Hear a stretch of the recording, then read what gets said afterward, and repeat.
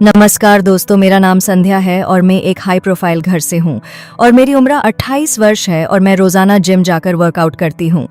मेरे पति एक मल्टीनेशनल कंपनी के मालिक हैं। हमारी शादी को 6 साल हो गए हैं। जब मेरी शादी हुई थी तो घर पर मेरे सास ससुर भी थे, लेकिन कुछ सालों में वह दोनों ही गुजर गए और अब इस बड़े से बंगले में केवल मैं और मेरे पति ही रहते हैं। घर का काम करने के लिए 2 नौकरानियां हैं।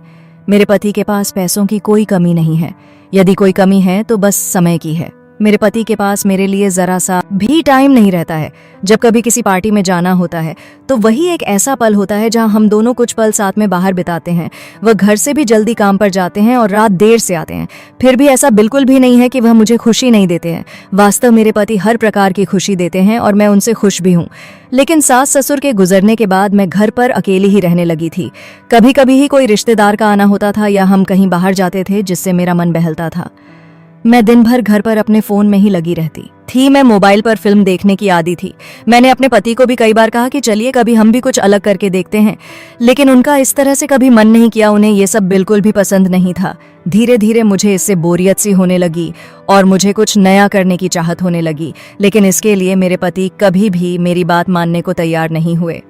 मैंने अपनी एक खास सहेली से इस बारे में बात की तो उसने मुझे अपनी राय दी, लेकिन मैं ऐसा बिल्कुल भी नहीं कर सकती थी क्योंकि उसकी बातें मेरे समझ से बाहर थीं।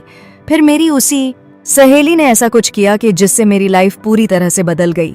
हुआ यूं कि हम दोनों सहेलियां एक दिन घर पर ही बैठी हुई वाइन पी रही थीं।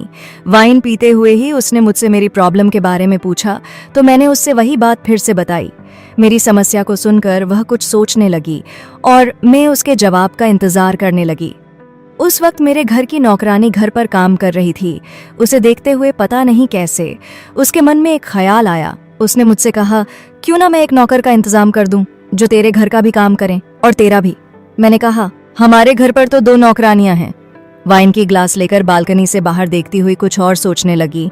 फिर मुझसे बोली, यार तेरा बगीचा कितना गंदा रहता है, इसकी साफ सफाई क्यों नहीं करवाती। मैंने उससे कहा, उसमें ज्यादा फूल पौधे नहीं लगे हैं और जो कचरा रहता है तो महीने में बस एक बार साफ करवाते हैं। इस पर उसने फिर से मुझे एक आइडिया दिया।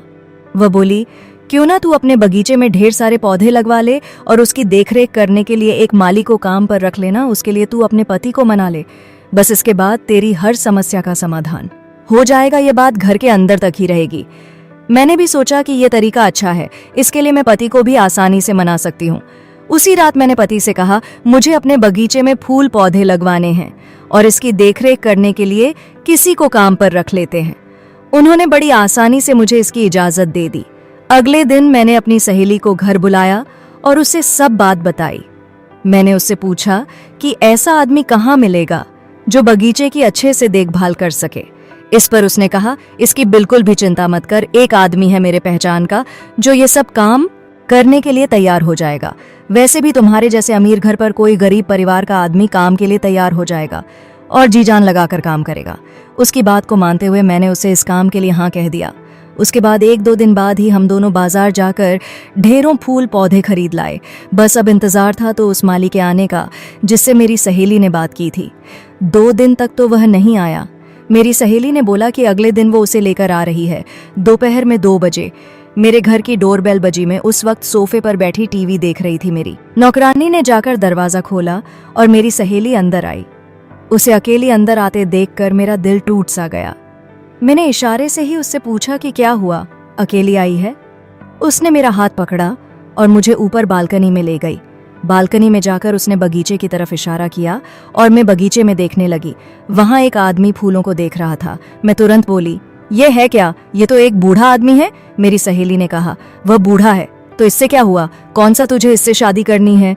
ये ऐसा आदमी है जो बगीचे की अच्छे से देखभाल कर सकता है। अगर बाद में तुझे इसका काम पसंद नहीं आया तो दूसरा कोई देख लेंगे, लेकिन एक बार इसे अपना काम करने दे। काम अच्छा नहीं किया तो बोलना। मैं थोड़ी देर के लिए सोच में पड़ गई कि क्या करूं। फिर अपने मन में सोचा कि चलो ये इतना बोल रही है तो इसकी बात मान लेती हूं। इसके बाद हम दोनों ही नीचे कमरे में आ गए और उस आदमी को अंदर बुलाया। वह अंदर आया तो खड़ा हो गया। मैंने उसे सोफे पर बैठने के लिए बोला। पता नहीं क्यों मुझे तो उससे बात करने में काफी शर्म आ रही थी, इसलिए मेरी सहेली ने ही उससे बात की और 10,000 महीने पर वो हमारे यहाँ सब काम करने के लिए तैयार हो गया। हम लोगों में बात हो गई। उसने कल से ही काम पर आने के लिए बोला और चला गया। उसके जाने के बाद मेरी सहेली ने मुझे और ज्यादा समझाया। मैंने उससे पूछा, क्या तू इसको जानती है और क्या इससे बगीचे के बारे में सब बात कर ली है? उसने कहा कि मैंने सब बात कर ली है, तभी उसे लेकर आई हूँ। इसको मैं 2 साल से जानती हूँ। यह पहले मेरी एक सहेली के घर पर काम कर चुका है। अगले दिन सुबह से ही वह काम पर आने लगा। पहले ही दिन मैंने अपने पति से उसकी मुलाकात करवाई और पति ने अपने तरीके से उसकी जांच पड़ताल की। इस बीच मेरे पति ने उससे पूछा, तुम रहते कहाँ हो? उसने अपने रहने की जगह बताई। इस पर मेरे पति ने कहा कि वह जगह तो यहाँ से 20 किलोमीटर दूर है। अगर तुम चाहो तो तुम हमारे घर के पीछे बने सर्वेंट हाउस में रह सकते हो और इसके लिए तुम्हें कोई किराया भी देने की जरूरत नहीं है। तुम यहाँ रहोगे तो हमारे बगीचे के साथ साथ घर का भी और काम कर सकते हो। हमारे घर में सेफ्टी भी रहेगी। इस बात पर उसने तुरंत ही हाँ कह दी। 3 दिन में ही वह हमारे घर में आकर रहने लगा। धीरे धीरे समय आगे बढ़ता रहा और उसे हमारे घर पर काम करते हुए 1 महीना हो गया। इस बीच ना मेरी उससे कुछ कहने की हिम्मत हो रही थी और ना उसने ही मुझे कुछ कहा। फिर एक दिन मेरी सहेली घर आई और उसने मुझसे पूछा, क्या हुआ? जब मैंने उसे सब कुछ बताया तो वह भी मेरे ऊपर हंसने लगी। मैं करती भी क्या, ऐसा कुछ मैंने पहले कभी नहीं किया था, इसलिए मेरे अंदर काफी ज्यादा डर था। फिर मेरी सहेली मुझसे बोली, एक काम कर, जिस दिन तेरे पति बाहर जाए उस दिन घर पर पार्टी करते हैं। उस दिन मैं तेरे अंदर का डर बाहर निकाल दूंगी। मैं भी इसके लिए तैयार हो गई। उसके ठीक 1 हफ्ते बाद मेरे पति का कंपनी के काम से विदेश जाने का प्लान बना। उन्होंने मुझे भी साथ चलने के लिए कहा, लेकिन मैंने जाने से मना कर दिया। ये बात मैंने अपनी सहेली को बताई और उसने मुझे सब कुछ समझा दिया। जिस दिन मेरे पति विदेश गए उस दिन शाम को मैंने पार्टी करने का प्लान बना लिया। दोपहर में मेरे पति चले गए और मैंने होटल से ही शाम के खाने का ऑर्डर कर दिया। इसके साथ ही मेरी सहेली ने वाइन का इंतजाम किया। शाम को 8 बजे मेरी सहेली मेरे घर आ गई।